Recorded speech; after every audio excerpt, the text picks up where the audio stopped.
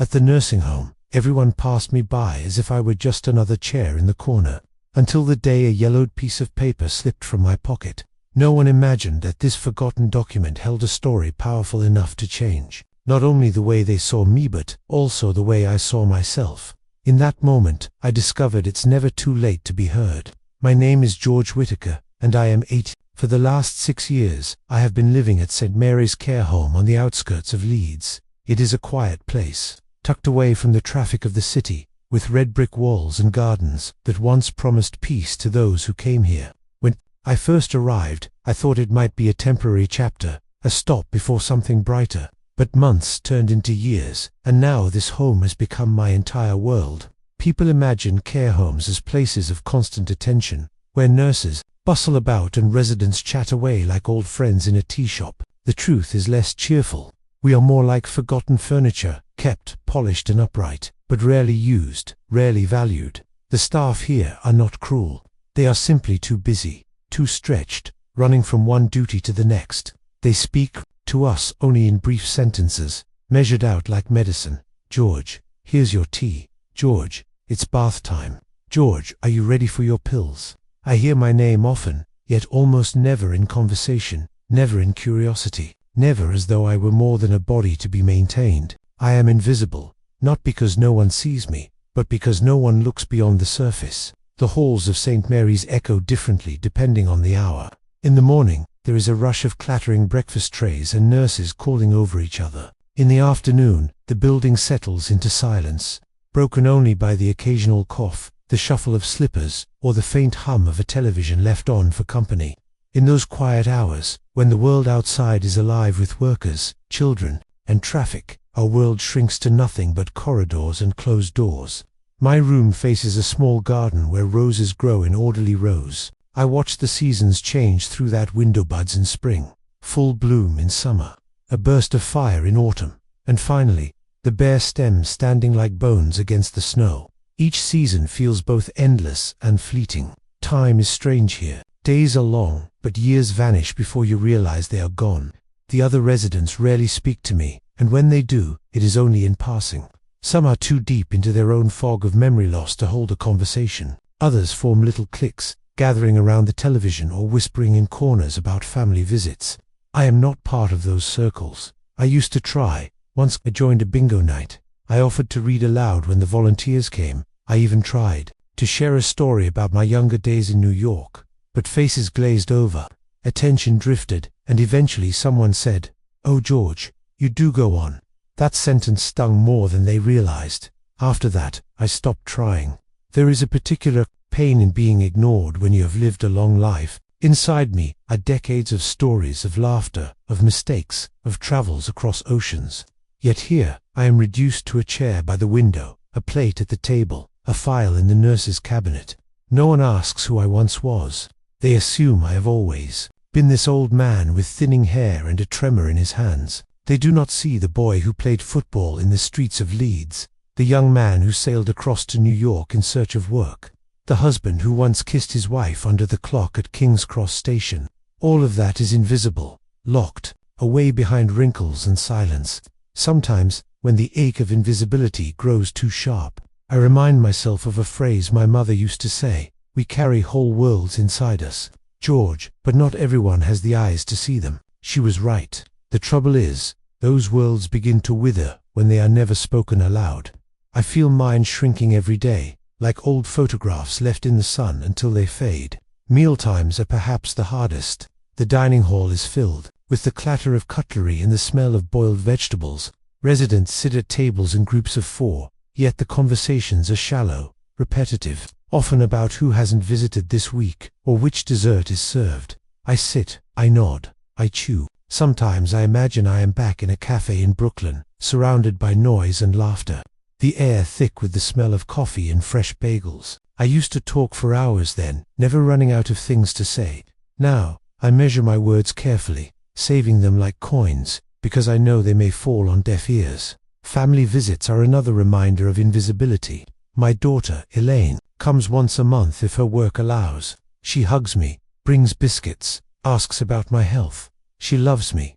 I know she does. but she sees me more as someone to check on rather than someone to discover anew. Our conversations circle the same topics: my medication, the staff, the weather. She never asks about the past, perhaps afraid it will be too heavy. I sometimes want to shake her gently and say, "Elaine, ask me who I was. Ask me what I remember." But the words stick in my throat. I smile. I nod. I thank her for the biscuits. And when she leaves, I return to my window and my roses. The staff often describe us residents as quiet, but it is not our nature, is our circumstance. We grow quiet because no one listens. We fade into the background because no one holds the light on us. I feel this acutely in the evenings, when the corridors are dim and the only sound is the distant rattle of a medicine cart. I lie in bed, staring at the ceiling, wondering how many more nights I will pass unseen. Yet there is also resilience in me, even now. A stubborn flame refuses to go out. Every morning when I wake, I remind myself that I am more than these walls, more than this silence.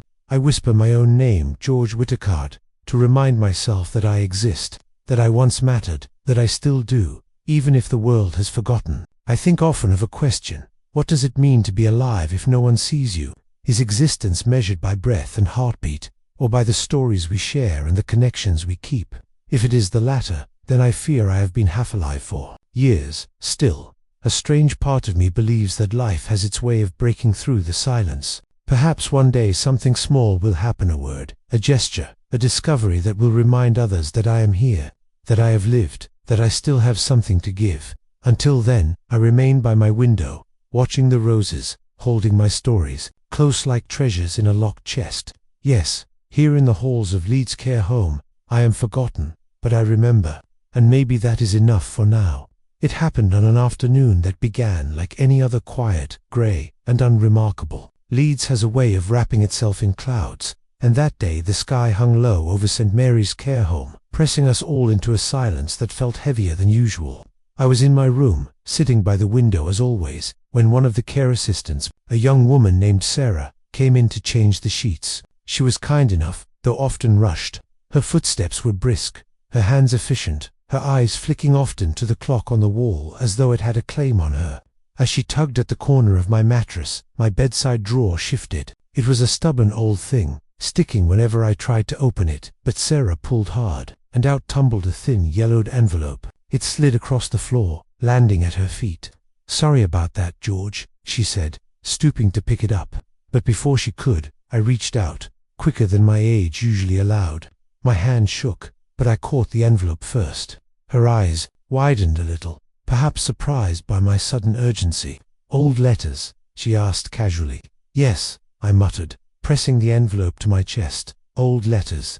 But it was more than that. Inside the brittle paper sleeve was a piece of my life I had almost forgotten, a fragment of myself that had been buried beneath the weight of years and silence. After Sarah left, I sat on the edge of the bed and stared at the envelope. The paper had yellowed and curled at the edges, the ink on the front fading into a ghost of its former self. My name, written in a careful hand, still whispered across the surface. Mr. George Whittaker. I hadn't seen it in decades.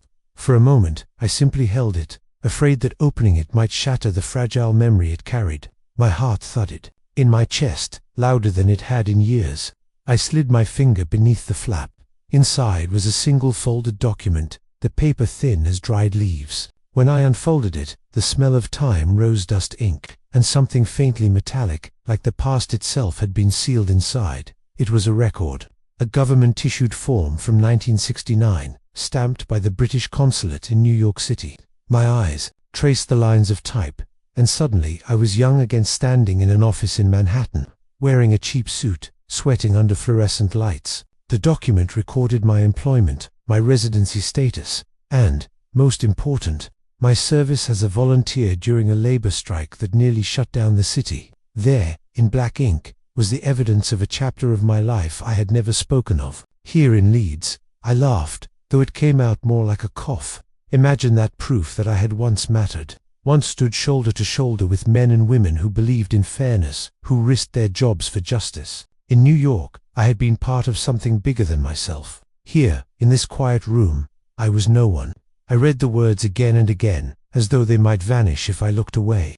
The past flooded back, the crowded streets of Brooklyn, the chance outside factories, the friends I had made, Margaret, the nurse who brought coffee, 2 tired strikers, James the dock worker who taught me how to shout until my voice cracked. We were young, unafraid, certain that our voices could change the world, and for a time they did. A knock at the door startled me. I hurried to fold the document and slip it back into the envelope, but it was too late. Sarah peeked in, smiling politely. "All sorted, George. Oh, did you find something interesting?" I hesitated, then held the envelope a little tighter. "Just an old memory. Those are the best kind," she said, though her tone was distracted. She had no idea. Later, at dinner, the envelope slipped again from my trembling hands this time. It landed on the floor near my chair, and before I could bend to retrieve it, another resident, Arthur, picked it up. "What's this then, George?" he asked, squinting at the faded ink. His voice was loud enough that others turned their heads. "Nothing," I said quickly, reaching for it. But Arthur, being half deaf and wholly curious, unfolded the document. Right there at the table, his eyes widened. "Well, I'll be damned. Says here you were in New York in the 60s, a volunteer, a protester." The dining hall, usually filled with the dull scrape of spoons and muttered complaints about pudding, suddenly hummed with attention. People leaned closer. For the first time in years, every eye was on me. I felt my cheeks burn. "Yes," I admitted slowly, "I was there." Questions poured in. Where exactly? What was it like? Did I really march with workers? Did I meet anyone important? The staff, curious too, drifted closer to listen. I had not been the center of attention. In decades, my instinct was to retreat, to tuck the paper away and mumble something about it not mattering.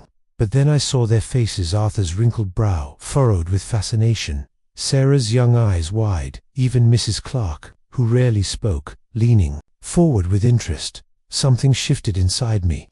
For once, I was not invisible. For once, my words had weight. So I told them. Not everything, not yet, but enough. I described the chants that echoed down Broadway, the way strangers locked arms as though they were brothers, the fear of police batons and the thrill of standing up anyway. My voice trembled at first, but then grew steadier. The room listened, really listened. When I finished, silence lingered for a moment. Then Arthur slapped the table. "Bloody hell, George," he said with a grin. "Didn't think any of us had lives worth telling about. Turns out you're full of surprises."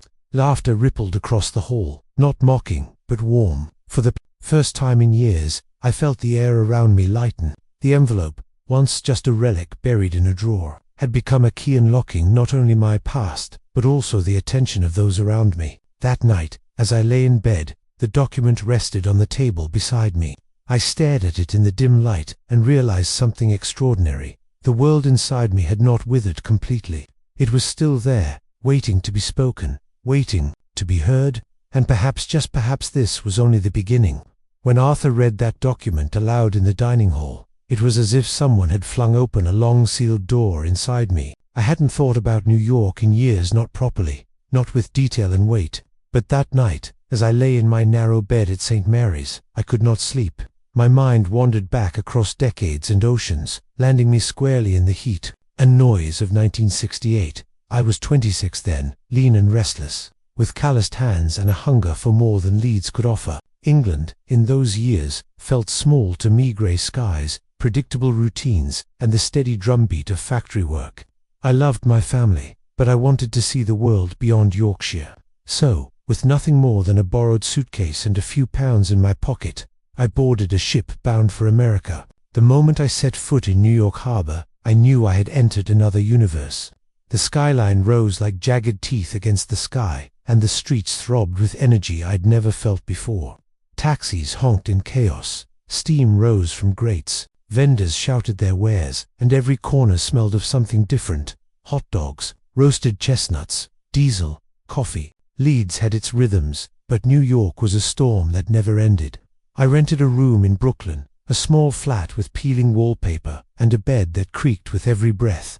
My neighbors were a mix of immigrants, Irish, Italians, Puerto Ricans, of us chasing dreams, all of us working too many hours for too little pay. Yet there was a sense of possibility in the air, a belief that tomorrow might truly be different. I found work at a warehouse on the docks, hauling crates from dawn until dusk. It was brutal labor, the kind that leaves your back aching and your clothes soaked with sweat. But I was young, and youth makes you resilient. What struck me most wasn't the work itself, but the men beside me, dock workers with rough hands and sharper tongues, men who laughed loudly, cursed freely, and stood together like brothers. It was through them that I stumbled into history. The year 1968 was a tinderbox protests against the Vietnam War, marches for civil rights, strikes for fair wages. People were restless, demanding change, refusing to remain invisible. And when the warehouse workers decided to walk out in protest of unsafe conditions and pitiful pay, I joined them without hesitation. I still remember the first morning of the strike. The sun hadn't risen yet, but hundreds of us gathered outside the warehouse gates, holding signs scrawled with demands: fair pay now, safe conditions for all. My heart pounded as I raised my voice in unison with strangers. The air smelled of sweat, coffee, and determination. It was during those long days on the picket lines that I met Margaret.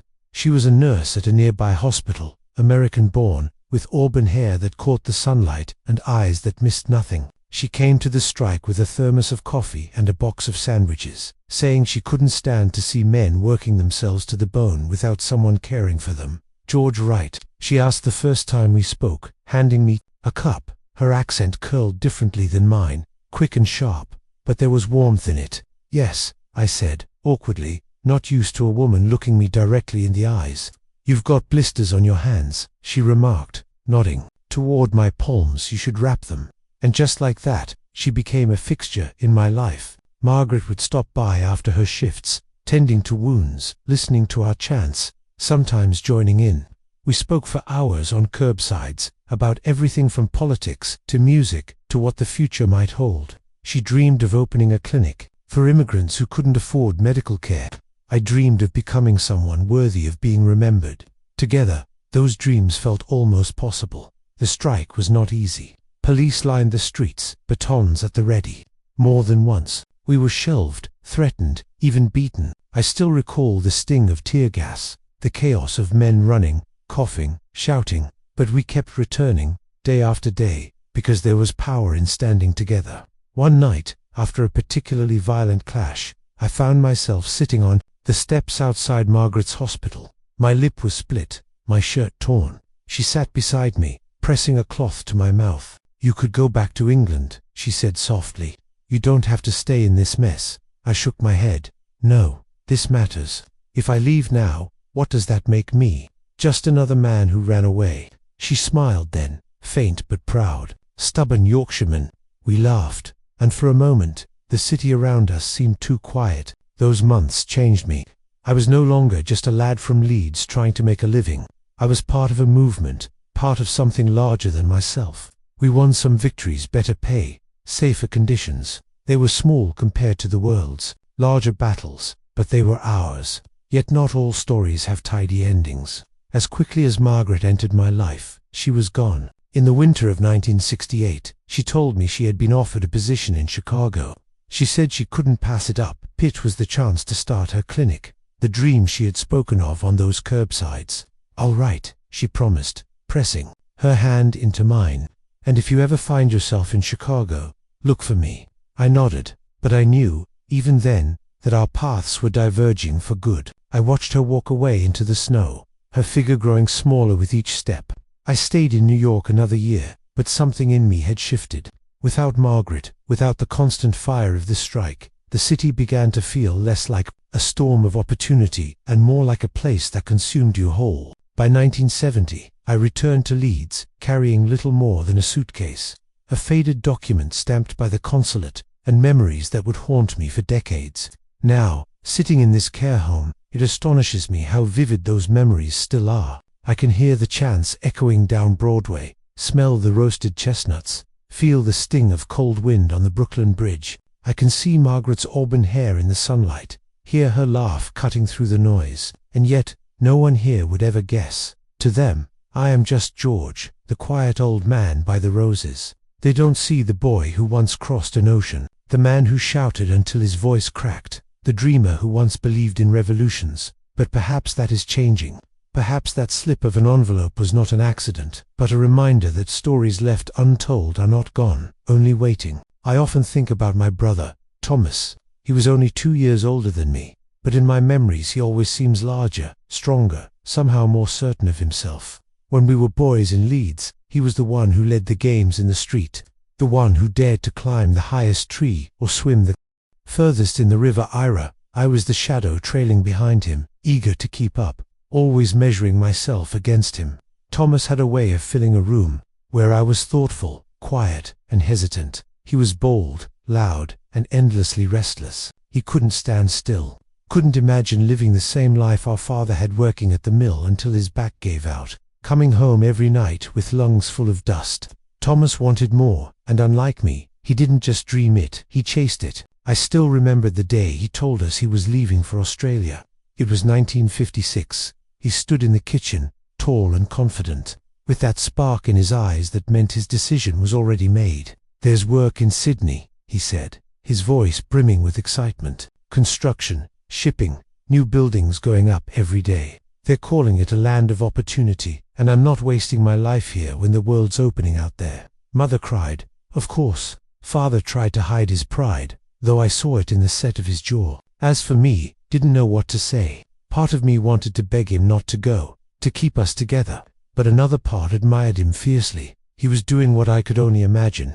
Within weeks, he was going on a ship heading east while I stayed behind in Leeds, working odd jobs, helping our parents, trying to find my own path. His letters came at first, full of stories about the vastness of Sydney, the sun brighter than anything we'd known in Yorkshire, the ocean stretching endlessly. He wrote about the hard work, yes, but also about mates he'd made on the docks, about the pubs where men gathered after long days, about the wild sense that anything was possible in that city. I read those letters until the paper wore thin.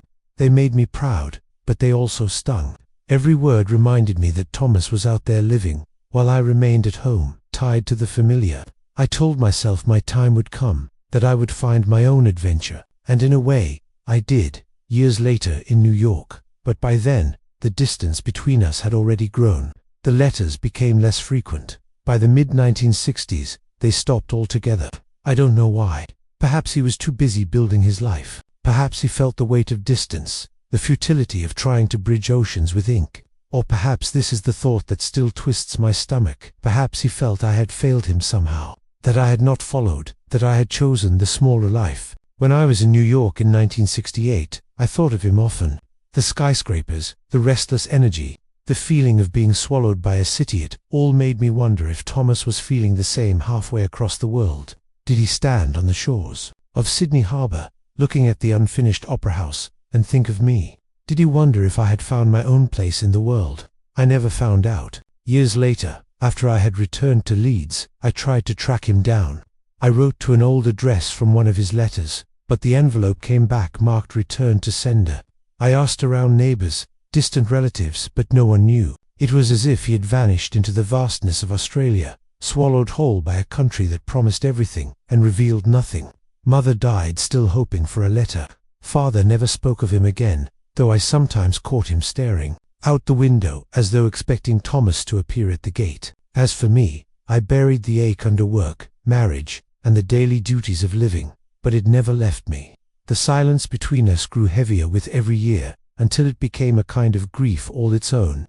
When that envelope fell from my drawer, here in the care home, the one stamped by the consulate in New York, I thought of Thomas instantly. The document was proof of my past, a reminder that I had once lived boldly, but it also made me wonder about his proof.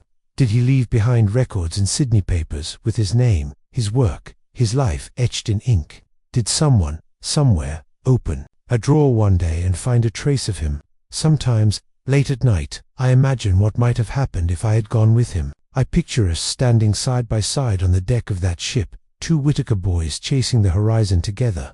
Perhaps we would have built houses in Sydney, worked the docks, married, raised families beneath the southern sun. Perhaps the distance that eventually broke us would never have existed. But I didn't go, I stayed. And the truth is, I will never know what became of him. In the quiet of St. Mary's, surrounded by residents who barely know my name, I find myself speaking to Thomas in my mind. I tell him about New York, about Margaret, about the strikes and the chanting in the streets. I tell him about Leeds, about Elaine and the family he never met. I tell him I am sorry for not writing enough. Sorry for not chasing him when I could. Sorry for letting silence grow where words should have been. It is a strange kind of mourning, grieving for someone whose fate you don't even know. Did he live a full life in Sydney, laughing in pubs, raising children who carry his fire? Or did he struggle, alone, the way I sometimes have? Did he think of me, the little brother who once trailed behind him in the streets of Leeds? The ache of not knowing is sharper than death itself. Death gives you closure, a finality. Silence leaves you suspended forever. When the others at the care home ask me about my past, now that they have begun to see me differently, I sometimes mention Thomas. Their faces soften when I speak of him. They understand, perhaps better than I expected. We all have someone we lost to distance, to time, to choices made too long ago. I do not know if I will ever learn what became of him, but holding that old document, seeing proof of my own history, gave me an odd comfort. It reminded me that even if no one else remembers, I do. And perhaps that is what matters most, that I carry him with me, in memory, if not in flesh. Thomas was more than a brother. He was the mirror I measured myself against, the flame that lit my own restless heart. Even if he is gone, even if the silence never breaks, he remains a part of me. And maybe, when I finally leave this world, I will find him waiting on some distant shore, just as bold and certain as ever, ready to lead me once again into whatever comes next. If New York was a chapter of noise and fire, then Toronto was a chapter that never opened, an open door I still see in my dreams. I never lived there, never set foot on Canadian soil, yet that city has haunted me for half a century, because of a single letter I once held in my hands. It arrived in 1972, about 2 years after I had returned to Leeds. By then, my brief adventure in America was over. I had left behind the chaos of strikes, the restless energy of New York, and the memory of Margaret walking away into the snow. Back in Leeds, I tried to build a life again. I worked steady hours at a printing factory, lived in a small flat, and told myself I was content. Then one morning, as I poured tea into a chipped mug, a letter came through the slot. The envelope bore Canadian stamps, the kind with bold colors that seemed brighter than our dull British post. The handwriting on the front was familiar, though I hadn't seen it in years. It was James. James had been a dock worker in New York, one of the loudest, strongest voices on the picket lines. He was a mountain of a man with hands like slabs of stone, but behind the gruffness was a heart that cared deeply about justice, about people. He had been one of the first to welcome me in Brooklyn, teaching me how to hold a sign high, how to keep chanting even when your throat burned. We had spent nights sitting on crates, talking about life beyond the docks, about what kind of men we wanted to be. I hadn't heard from him since I left New York, yet here he was, his voice carried across the ocean in ink. "George," the letter began, "I've made it to Toronto. Work here is good, honest. They're building this city up fast, and there's room for anyone willing to put their back into it. You'd like it. It's cleaner than New York, calmer, but still full of life. I think you'd fit in here. If you're tired of Leeds, if you want another chance at something new, come.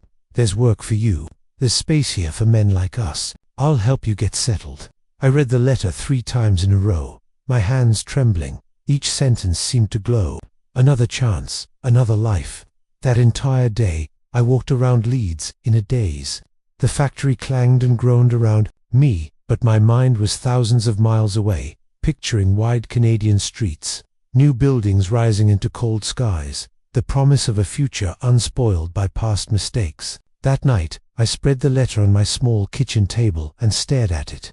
James had given me a lifeline, an escape from the grey routine I had fallen back into. I could already imagine writing to him, booking a passage, stepping off a plane with a suitcase in my hand and hope in my chest. But alongside that excitement was fear. I had just started seeing Mary, then a quiet woman from church, who later became my wife. We weren't serious yet, but there was something gentle in her company, something that anchored me. My parents, aging by then, relied on my visits, and after the chaos of New York, part of me craved stability, even if it came at the cost of adventure. I told myself I would reply to James, that I would at least say thank you, maybe even promise to think about it. But days passed, then weeks, and the letter remained unanswered. I placed it in a drawer, telling myself I'd come back to it when the time was right. The right time never came. By the time I did try to write, months later, The address scrawled at the bottom of the page no longer worked. The letter came back, returned unopened. James was gone, moved on, and with him went my chance at Toronto. I often wonder what might have happened if I had gone. Toronto in the 1970s was thriving: new towers, new neighborhoods, a place where immigrants built lives from scratch. Would I have found steady work there? Maybe opened my own small shop? Would Mary and I still have married? Or would my path have taken me toward someone else, some other family, some other version of me? And what of Elaine, my daughter? Would she exist at all if I had chosen Toronto? That thought chills me. To regret the road not taken is one thing. To realize that taking it might have erased the people you love most is another. Still, I cannot help but feel the weight of that letter even now. It was proof that my story could have unfolded differently. Proof that a single choice can shape an entire lifetime. I keep that letter, what remains of it, inside the same envelope that fell from my drawer here at St. Mary's. The paper has yellowed, the ink faded, but James's words still breathe when I read them. Come, there's space here for men like us. Sometimes I read it aloud to myself in the quiet of my room. The words echo differently now. Back then, they were an invitation to a future. Today, they are a reminder of a future lost. The residents here at St. Mary's don't know this part of my story. They know about New York, because Arthur dragged it out of me when the document slipped into his hands. But Toronto, no, I have not spoken of it aloud, perhaps because it still feels raw, even after all these years. It is one thing to tell of battles fought, protests survived, loves lost. Those are stories of what was. This Toronto is a story of what could have been. And that sort of story cuts deepest of all, in the stillness of night, when the corridors of St. Mary's echo with coughs and distant footsteps. I sometimes close my eyes and imagine that I did go. I picture myself walking down Yonge Street, the cold Canadian air stinging my cheeks, James at my side, slapping my back and laughing as only he could. I picture myself sitting in a warm kitchen, a Canadian, family gathered around me, children with accents not quite mine but still calling me Dad. Then I open my eyes, and the roses outside my window remind me where I am. Life is full of letters like that. I suppose moments of invitation, forks in the road. Some we take, some we ignore, some we lose by hesitation, and we never truly know what each choice costs us until the years pile up behind us. For me, Toronto will always be a city of ghosts, a place I never walked, yet one that walks through me.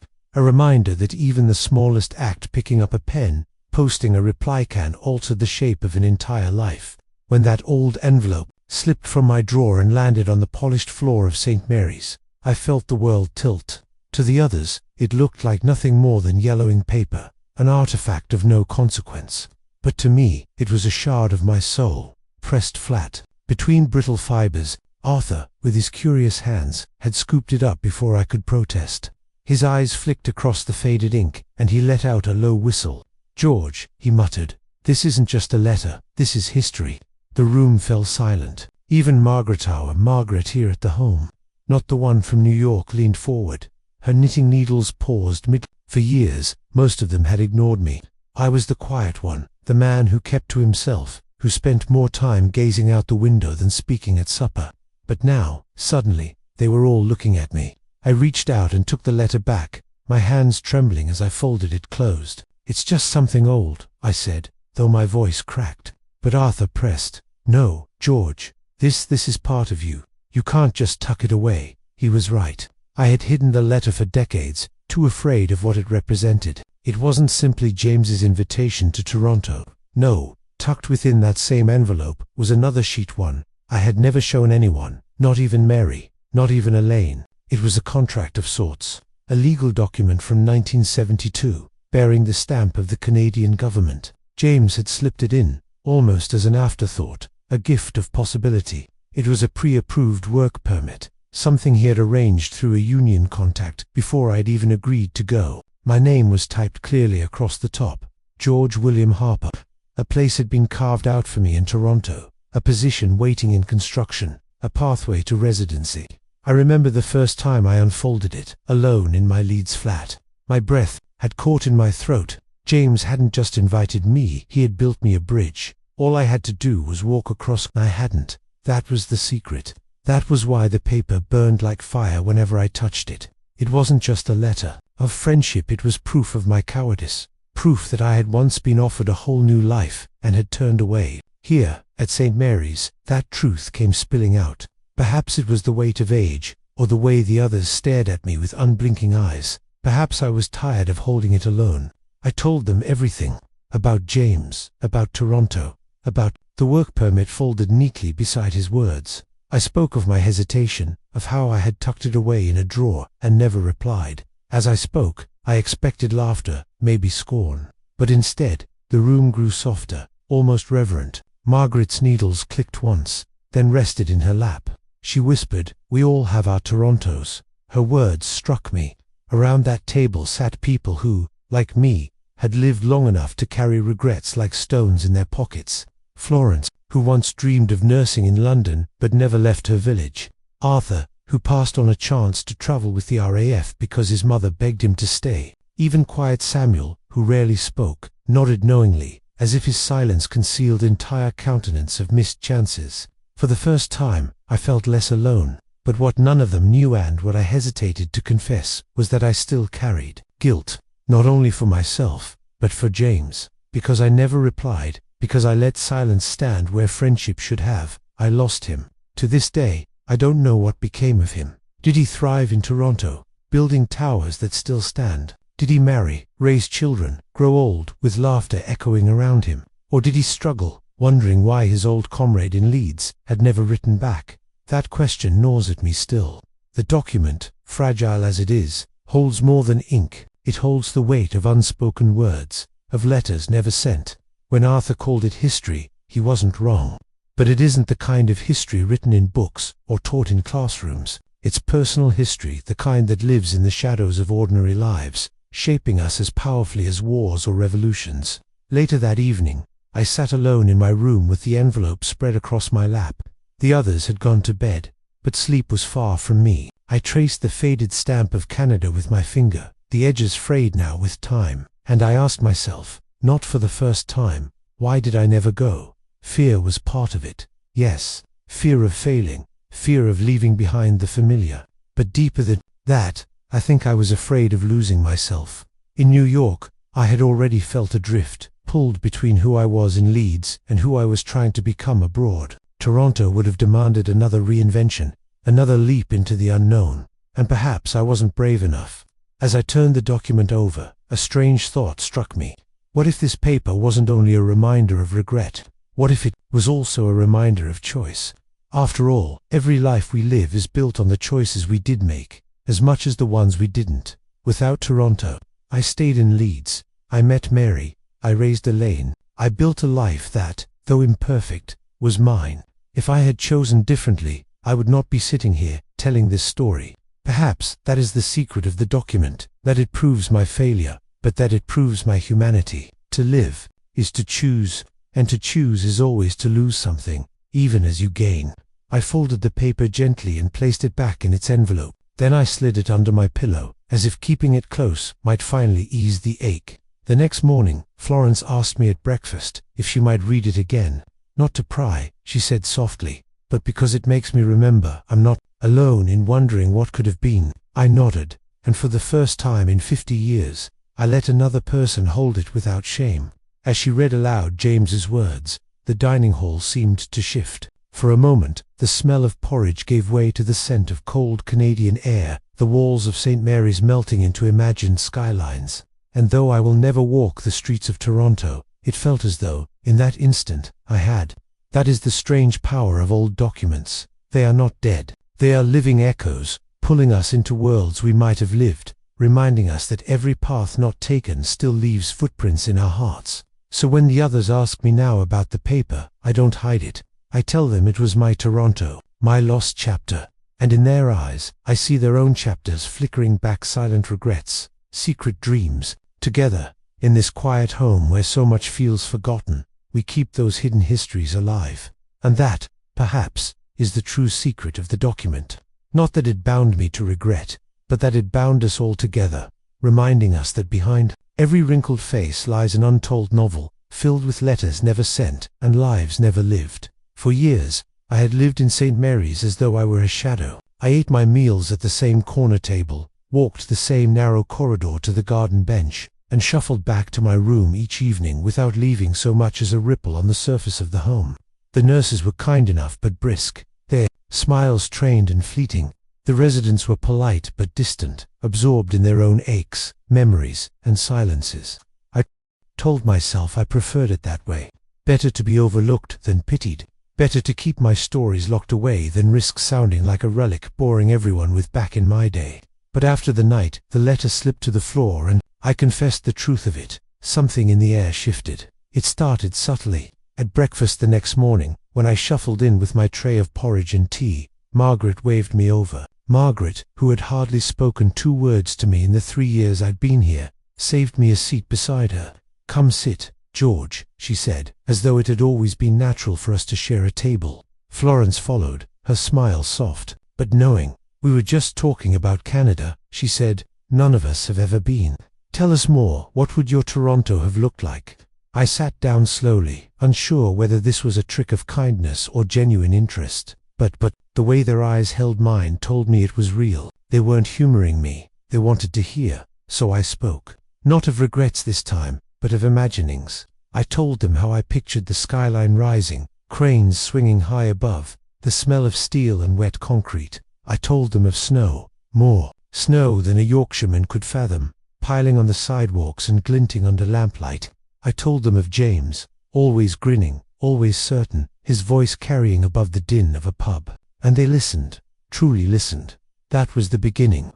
From then on, something remarkable happened. Every evening after supper, a small circle formed in the lounge, and somehow I became its center. The others would gather: Margaret with her knitting, Arthur with his endless questions, Florence with her gentle nods, Samuel with his silent but steady presence, and they'd ask me to tell more, not only about the letter, but about my life, my days in Leeds, my years in the factory, my travels to New York, my lost love Mary, my daughter Elaine. At first I resisted. Who was I to hold their attention? I was just another old man, one of dozens in this home, my hair thin, my steps slow, but the hunger in their eyes pulled the words from me. And as I spoke, I realized something extraordinary. My stories mattered. They didn't matter because they were grand or heroic. God knows I never fought wars or built empires, but because they were mine. They were threads in the vast fabric of ordinary lives, and in the telling, those threads glowed. The staff noticed too.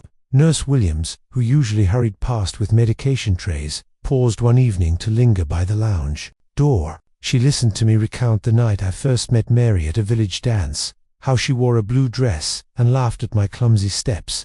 When I finished, I saw the nurse's eyes shining, as though she'd remembered something precious of her own. Soon, the staff began adjusting their rounds to pass by our circle, sneaking moments to listen. Even the head matron, who was usually stern as stone, softened when she heard laughter spilling from the lounge. For the first time in years, I felt visible. Not just a body to be fed and washed, not just a bed number on a chart, but a Harper who had lived, loved, lost, and carried stories worth hearing. One afternoon, Margaret said something that struck me deeply. "You know, George, before that letter fell, I thought you were just a quiet man who wanted to be left alone. I never guessed you carried whole worlds inside you." Her words pierced me. Whole worlds, that was exactly how it felt. And to think I had nearly gone to my grave with them locked away, like rooms in a house no one ever entered. It wasn't only that they listened.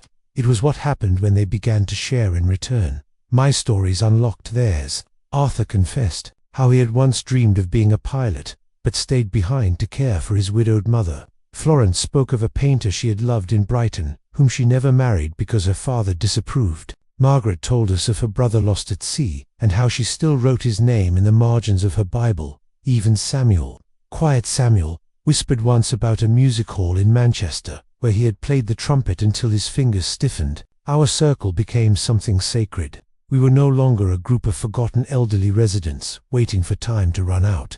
We were storytellers, witnesses to one another's lives. And it all began because one brittle document slipped from my drawer. Looking back, I wonder if fate had a hand in it. That letter had lain hidden for 50 years, surviving house moves, floods, the careless hands of movers, and the decay of time.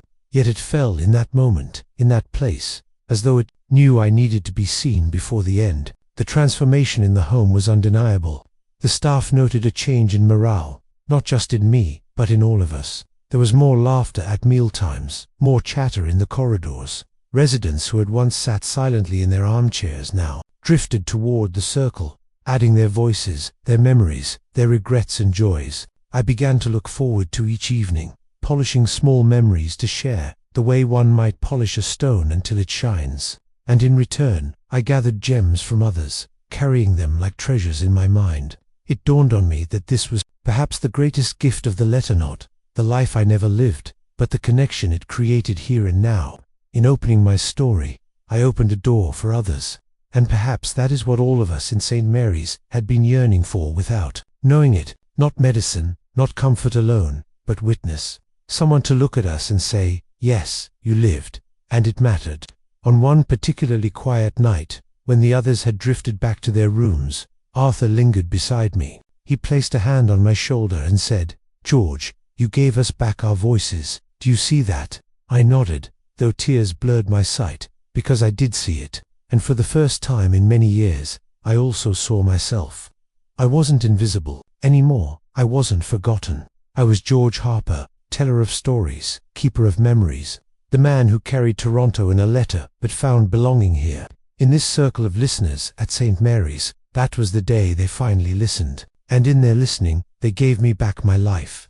I often lie awake at night in my small room at St. Mary's, the faint hum of the corridor light seeping under my door, and think about that brittle letter, the one that slipped from its hiding place and set everything in motion. For decades, I had treated it like a wound. Every time I stumbled upon it in some drawer or box, I would shove it away quickly, as though its very presence could cut me open again. I thought it was a reminder of failure, of paths not taken, of promises left to rot. But now, at the twilight of my years, I see it differently. That document was not just a symbol of loss, it was a key to a door I had been too afraid to open, both for myself and for others. And when it finally fell into view, when I could no longer pretend it didn't exist, it forced me to speak, to tell, to share. And in that act of sharing, my whole world shifted. For years, I believed my life had been too ordinary to matter. I wasn't a war hero, nor a famous writer, nor a man of wealth and prestige. I worked in a factory, raised a daughter, loved a woman who died too soon. My story, I thought, was small, so small it wasn't worth the telling. But I was wrong. I've come to realize that stories don't need to be extraordinary to be important. They simply need to be ours. They are the footprints we leave in the world, proof that we walked here, that we breathed, that we loved and hoped and stumbled, just like everyone else. The letter taught me that. At first, it was just my story. They wanted. The other residents leaned in, hungry for details of Toronto, of youthful friendships, of missed chances. But soon, they began to offer their own stories in return. Our circle, in the lounge, became less about me and more about us. Together, we stitched a tapestry of memories so rich and varied that even the walls of St. Mary's seemed to glow with it. That is what the document meant. It cracked me open so others could spill forth too. It reminded us all that we are not just bodies waiting for the end. We are libraries, each of us. And every day those libraries are burning down unless someone takes the time to read them. I sometimes wonder why it had to take so long. Why I let silence steal so many years. Why I chose to be invisible instead of insisting on being heard. Perhaps I was afraid. Perhaps I thought nobody cared. Or perhaps I had convinced myself that my own worth had expired with the years, like an old milk bottle left on the doorstep too long. But life has a strange way of surprising us, even in the final chapters. There was a time when I thought the best parts of my life were behind me. Laughter of my youth in Leeds, the love of Mary, the raising of Elaine. I thought St. Mary's was merely the waiting room before the end, a place where stories stopped. Yet here I am, at 88, discovering that life still has gifts to give. Not grand ones, no, but quiet, golden gifts, the kind that seep into your bones and make you grateful to wake each morning. For me, the greatest gift has been being heard. You see, being heard is not a small thing. When someone listens, really listens, they are telling you, you matter, you exist, your life is not invisible. In a world where the elderly so often fade into the background, That is everything. And now I want to leave something behind. Not just my belongings, not just a box of letters, but my voice. I've begun writing things down, bits of memory, scraps of thought, because I know that someday someone will stumble upon them the way I stumbled upon that letter. And perhaps, just as it did for me, my words will open a door for them. One evening not long ago, my daughter Elaine visited. She sat across from me in the lounge, the other residents already gathered in their circle. I told her about the stories we shared now, how we had become each other's witnesses. She listened with tears glistening in her eyes. Then she reached across the table, held my hand, and said, "Dad, I'm proud of you. You've given people something precious here." Her words undid me. For so long, I worried that I had given her too little a father, too distracted by grief, too weighed down by regret. But in that moment, I realized that perhaps I had given her the most important thing after all. The example that it is never too late to speak, never too late to change, never too late to matter. If there's one lesson my life has taught me, thing I want anyone listening to take away, it's this: don't wait to be heard. Don't hide your stories. Don't assume they don't matter. They matter more than you know. That letter lay hidden for 50 years before it forced me to speak. Don't let your own words wait that long. Sometimes I think about James, the old friend who wrote that letter. I wonder what became of him. Did he find success in Toronto? Did he build the life he imagined? I'll never know, but I like to think that somewhere, somehow, his words were meant to reach me at the exact right time, not when I was young and restless, but when I was old and nearly forgotten. Because if I had read them differently back then, maybe I would have chased a different life. Maybe I would have left Leeds and carved a path in Canada. But then I would not have had Mary, or Elaine, or the exact journey that led me here. No, those words were not meant to change my youth. They were meant to save my old age. And they did. Now, as I sit in this chair in the lounge of St. Mary's, surrounded by the murmur of other voices, I feel at peace. Not because I lived a perfect life, but because I finally understand that every life, mine included, is worthy of being told. The letter gave me that gift. And so, if anyone asks me now what it meant, I will say this: it meant that silence is never the end. It meant that regrets can still bloom into connections. It meant that even the most fragile scrap of paper can hold enough weight to change a man's final years. Most of all, it meant that I was never as invisible as I thought. And that, I think,